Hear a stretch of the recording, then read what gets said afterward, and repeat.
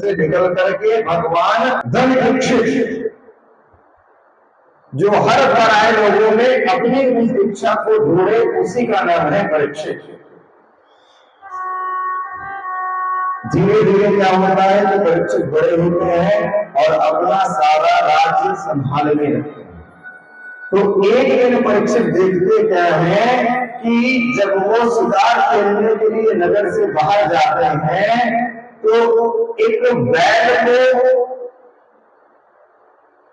एक व्यक्ति बुरी तरीके से पीट रहा होता है और उस बैल के 3 पैर और उसी बैल के पास एक गाय खड़ी होकर के जोर जोर से रो रही है। जैसे ही ये अधर्म परीक्षित जी देखते हैं उनको क्रोध आ जाता है कि मेरे राज्य में इतना बड़ा अधर्म। वास्तविकता में वो जो मनुष्य रहता है जो उस बैल को पीट रहा होता है वो कलयुग होता है, और जो बैल होता है जिसके पैर कट गए होते हैं वो धर्म होता है। सतयुग में बैल 3-4 पैरों का रहता था। वो जो धर्म है, धर्म के 4 पैर थे सतयुग में, दान, दया, धर्म और दीक्षा। जैसे जैसे युग बीतता गया धर्म के एक पैर कम होते गए और कल युग में जो धर्म है वो खाली दान के ऊपर टिका हुआ है। जो 3 चौथे जिस पैर से वो खड़ा था वो दान के ही ऊपर टिका हुआ। तो राजा परीक्षित क्या करते हैं कि तलवार निकाल करके उस मनुष्य को मारने के लिए तुरंत तैयार हो जाता है। जैसे ही कलयुग ये देखता है कि राजा परीक्षित मुझे मारने वाले हैं, कलयुग तुरंत शरणागति हो जाता है। और सनातन धर्म का ये नियम है कि बड़े से बड़ा पापात्मा अगर एक बार आपके सामने अपने आप को सरेंडर कर दे तो उसे मारा नहीं जाता। हमारी जो इंडियन आर्मी है वो भी तो इसी पक्ष को तो रखती है। बड़े से बड़ा अगर टेररिस्ट है और उसने अपने आप को सरेंडर कर दिया तो उसे मारा नहीं जाता। तब कलयुग राजा परीक्षित से ये प्रार्थना करता है कि प्रभु अब मेरे आने का समय आ चुका है। क्यों? क्योंकि भगवान श्री कृष्ण अब इस धरा धाम को छोड़ करके अपने लोक जाने वाले हैं। तो आप कृपा करके कोई तो ऐसा स्थान मुझे दे दे जहां पर मैं रह सकूं। क्यों? क्योंकि आप अपने राज्य में तो मुझे रहने नहीं देंगे और जब तक मैं धरती पर रहूंगा नहीं तब तक मैं अपना प्रभाव कैसे दिखाऊंगा। तब जाकर के राजा परीक्षित कलयुग को 4 जगह स्थान देते हैं।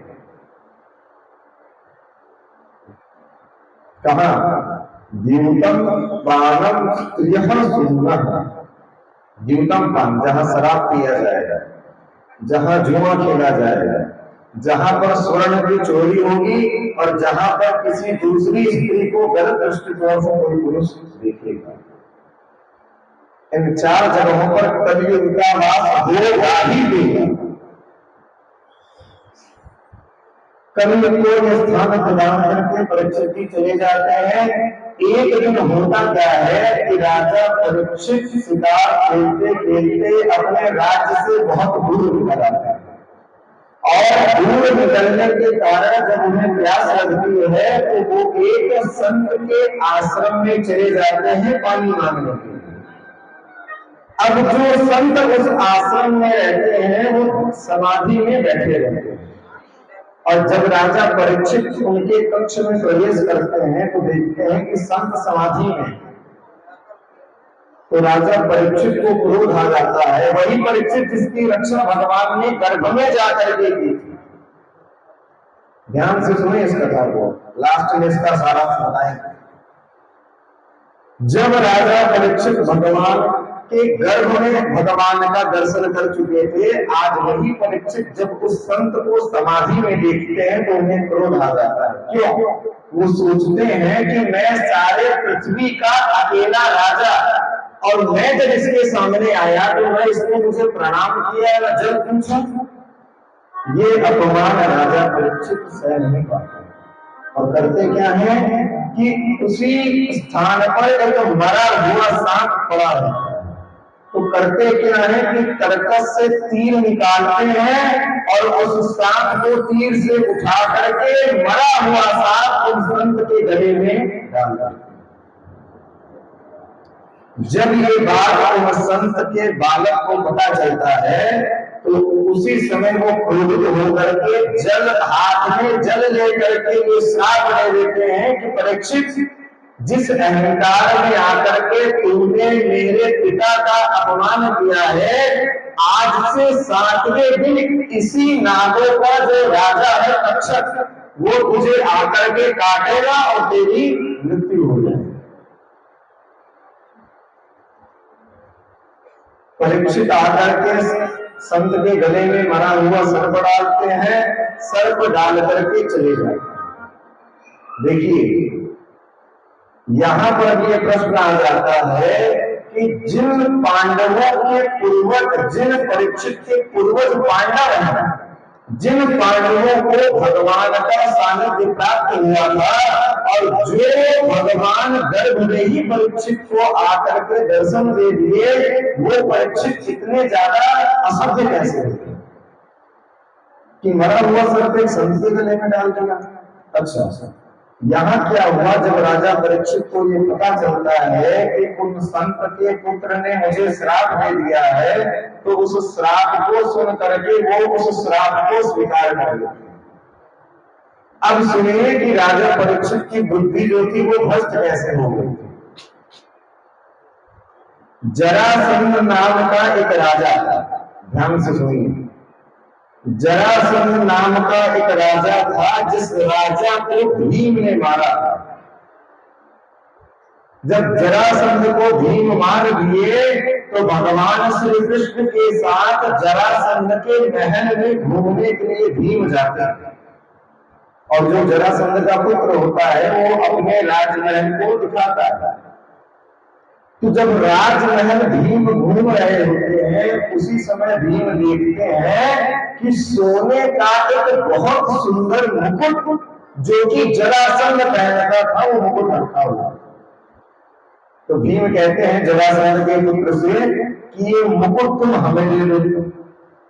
तो जरासंध का पुत्र ये कहता है कि स्वामी, ये मुकुट मेरे पिता को बहुत ज्यादा प्रिय है और ये मुकुट मेरे पिताजी की आखिरी निशानी है। आप चाहें तो ये पूरा राज्य ले लें, लेकिन ये मुकुट मुझसे न मांगे। जैसे ही ये बात भीम सुनते हैं तो भीम को गुस्सा आ जाता है और ये कहते हैं कि अगर तुमने ये मुकुट मुझे नहीं दिया तो जिस प्रकार तेरे बाप को मारा है उसी प्रकार तुझे भी मारूंगा। मतलब जबरदस्ती वो सोने का मुकुट छीन करके भीम ले आते हैं और वही मुकुट परीक्षित के राजकोष में रखा रहता है। जिस दिन राजा परीक्षित शिकार खेलने गए थे उस दिन जरासंध का वही छीना हुआ मुकुट पहन करके गए थे, और परीक्षित ये बात भूल गए थे कि मैंने ही कलियुग को ये कहा है कि जहां पर चोरी का स्वर्ण रहेगा उस स्वर्ण में तुम्हारा वास रहेगा। तो जब परीक्षित ने वो भीम का जरासंध का मुकुट पहना तो कलियुग जाकर के परीक्षित के सर पे सवार हो।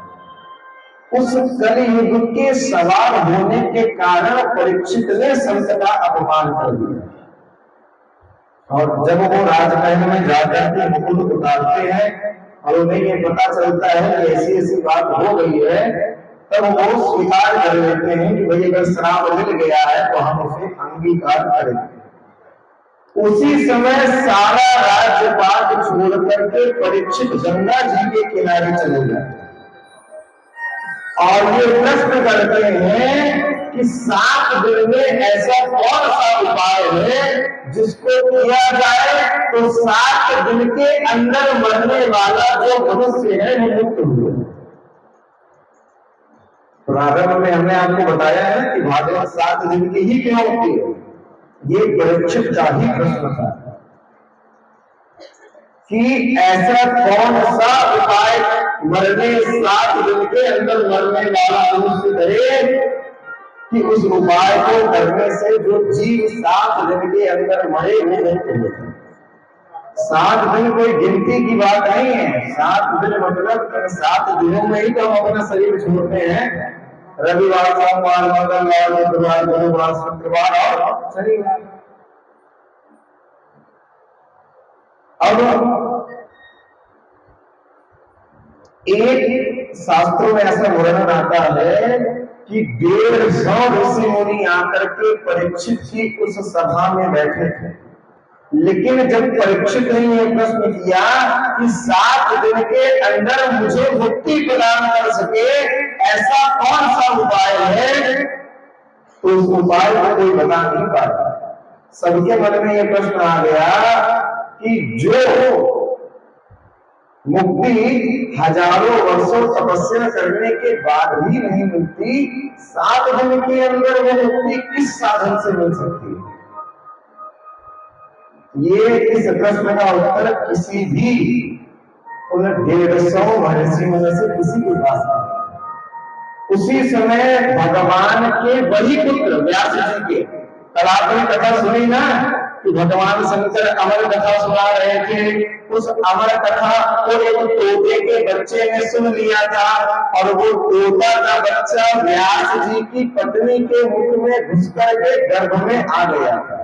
वही व्यास जी के जो पुत्र हैं सुखदेव जी, अब उन सुखदेव जी का आगमन उस भरी सभा में हुआ। यं प्रव्रजन्तम कृत्यं द्वैपायनो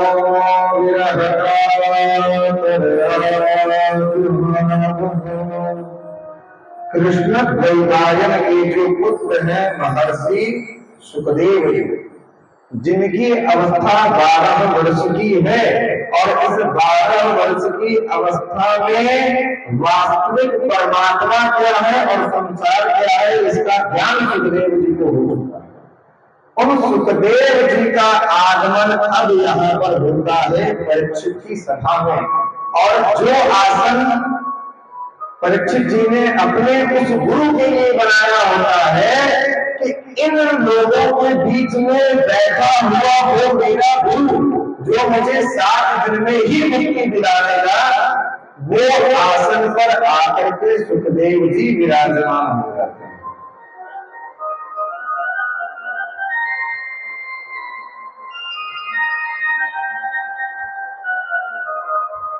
सुखदेव जी के आते ही राजा परीक्षित का पहला प्रश्न ही रहता था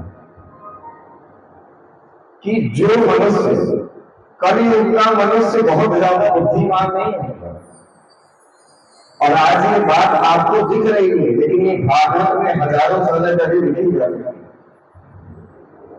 भागवत में ये भी लिखा हुआ है कि कलियुग की जो स्त्रियां होंगी वो प्रायः अपने शरीर को बेच करके अपनी जीविका चलाएंगी। आज क्या हो रहा है बॉलीवुड वगैरह में जो आप देखते हैं, आजकल के बच्चे जिनको अपना आइडल बना लेते हैं, अगर सूक्ष्म दृष्टि से देखा जाए तो उनका व्यवसाय क्या है? अपने आप को प्रदर्शित करना और धन कमाना।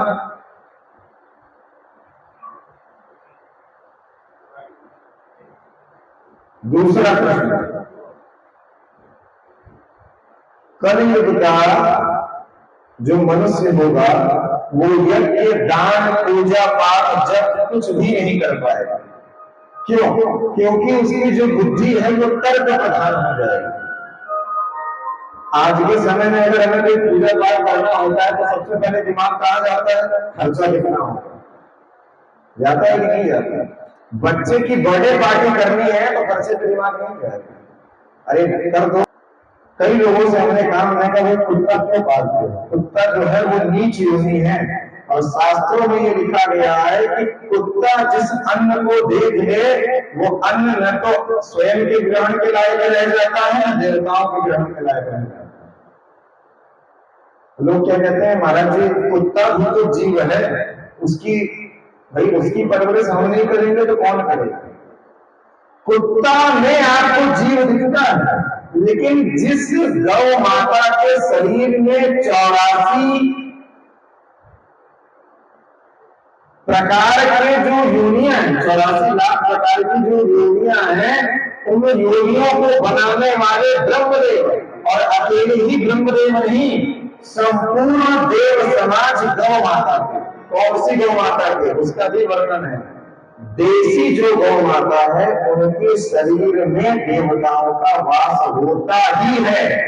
और अगर ये बात गलत है तो आप मुझे बताओ, गाय को छोड़ करके ऐसा कौन सा जानवर है जिसका लैट्रिन और बाथरूम यूज में आता है, बताइए। देसी गाय बताइए। अगर ये बात गलत है कि गाय में भगवान या देवता नहीं विराजमान होते, तो गाय के बाद 84 लाख योनियों में से एक ऐसी योनि बता दीजिए जिसका लैट्रिन बाथरूम भी देवता में इस्तेमाल होता है।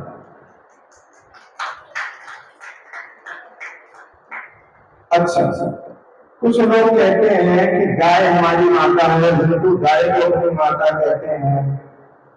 क्यों कहते हैं भाई? जो गाय जाकर के गली गली कचरा खाती है वो हिंदुओं की माता है, तो आज उस गाय को कचरा खाने के लिए हिंदू ही मजबूर किए हैं, पहली बात। दूसरी बात, हम बताते हैं कि शास्त्रों में गाय को मां की उपाधि क्यों दी गई है, सुनिए ध्यान से।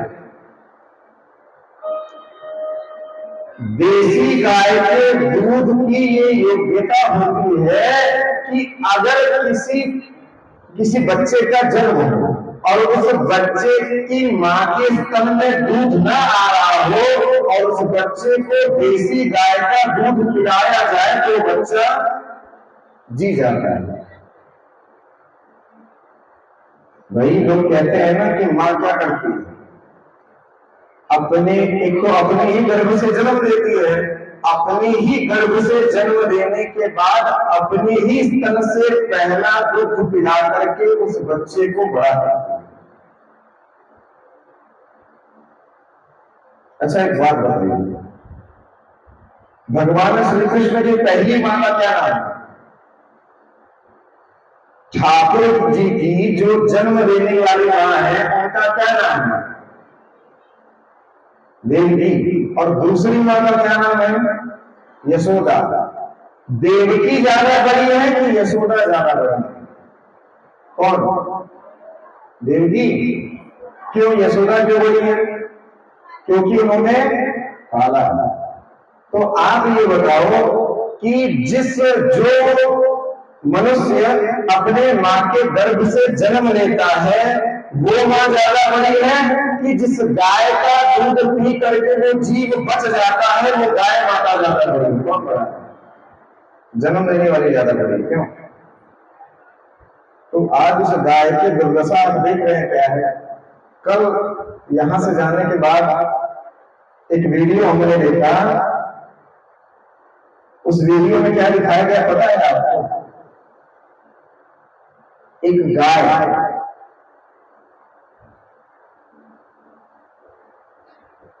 गाय एक सब्जी मंडी में, वीडियो है मेरे पास अभी, ध्यान से सुनिए।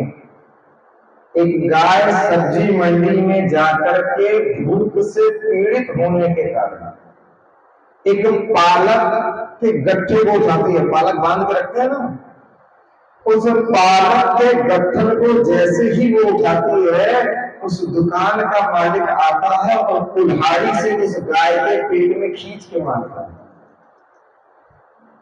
है। वो वीडियो आप जाकर के सर्च करिए यूट्यूब पे, अभी कुछ दिन पहले की घटना है, हमने तो कल देखी। तो जिस मां को आप सबसे बड़ा कह रहे हो, आज उस मां की यही दुर्दशा हो रही है। और ये वास्तविक कारण है कि आज के समय में आपके बच्चे खुद आपको की सेवा नहीं कर पाए तो आपके बच्चे आपकी सेवा करते हैं। भगवान श्री कृष्ण का जन्म आज हो, ठीक है, उस जन्म का क्या कारण है आपको पता है? भगवान क्यों बार बार जन्म लेते हैं? गोस्वामी जी लिखते हैं, विप्र सुर सप्त, पहला ब्राह्मण, दूसरा गाय के। और श्री कृष्ण को इतना प्रेम था गायों से, आप अपने घर में कुत्ता पालो, उस कुत्ते से बहुत ज्यादा आपको प्रेम हो जाए फिर भी आप अपना नाम कुत्ता नहीं रखिए। नहीं समझ रहे हैं? आप अपने घर में कुत्ता पालो, वो कुत्ता इतना ज्यादा प्रिय हो आपको कि बिना उसके आप अपना भोजन न करो, फिर भी उसके प्रेम में पड़ करके आप अपना नाम कुत्ता नहीं रखोगे। लेकिन ठाकुर का प्रेम देखिए गायों से, ठाकुर कितना ज्यादा प्रेम करते थे गायों से कि गायों से प्रेम करने के कारण ही ठाकुर का नाम गोपाल आया। ठाकुर की भक्ति करनी है, भगवान प्रसन्न नहीं हो रहे हैं, भगवान अपनी भक्ति करने से प्रसन्न नहीं होते। वो पहले ये देखते हैं कि जो भक्त उनकी भक्ति कर रहा है वो उनके द्वारा दिखाए गए मार्ग में स्वयं कितना चल रहा है। खुद के घर से एक रोटी गायों के लिए नहीं निकलती, एक रोटी, भले वो अच्छा ताजी रोटी नहीं निकलेगी, लेकिन जो रोटी बच जाएगी या बासी हो जाएगी या उसमें चींटी लग जाएगी, वो क्या होगा कि दे दो गाय का। प्राय होता है, हम आप लोगों को नहीं कह रहे हैं, लेकिन होता ही है, और ये करने वाले भी हम आप में से ही कोई एक होते हैं।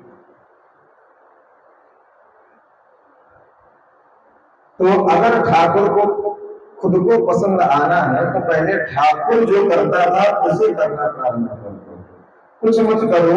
तो अभी भागवत जी के सामने बैठ करके आपने ये बात बोली है कि जन्म देने वाले से बड़ी पालने वाली मां होती है। अभी आपने ही कहा, हमने तो पूछा था। और आज बाहर काशी में जब हम पढ़ाई करते थे, काशी में पढ़ाई करने के दौरान घटना हमें सुनने में आई कि एक गाय तड़प तड़प के अपने प्राणों को त्याग देती। जब उस गाय का पोस्टमार्टम किया जाता है तो उसके मरने का कारण क्या होता है पता है? उस गाय के पेट में 25 किलो पॉलीथीन जाकर के जमा होता है। हमारे पेट में थोड़ी सी गैस चढ़ जाती है तो प्राण कितने ज्यादा बाहर निकल जाते हैं कि अब तो मरी जाए, इससे अच्छा होता है कि नहीं होता। और ये सोचिए कि जिस गाय की मृत्यु 25 किलो पन्नी के कारण हुई होगी, मरते समय उस गाय को कितना दर्द होगा, सोच करके देखिए। कल हमने आपको एक कथा सुनाई थी रसखान जी की। उस रसखान जी के बारे में हमने बताया था कि ठाकुर के पैरों में जूतियां नहीं थी, इसलिए वो जूतियां पहनाने गए थे।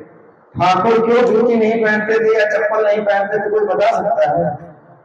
जबकि राजा के बेटे थे भगवान, जो नंद बाबा थे, उनके पास 9 लाख गायें थी, तो छोटे मोटे आदमी नहीं थे। जो सोने का मुकुट, सोने की गर्दनी पहन सकता है, वो अपने पैर में चप्पल नहीं पहन सकता। क्यों?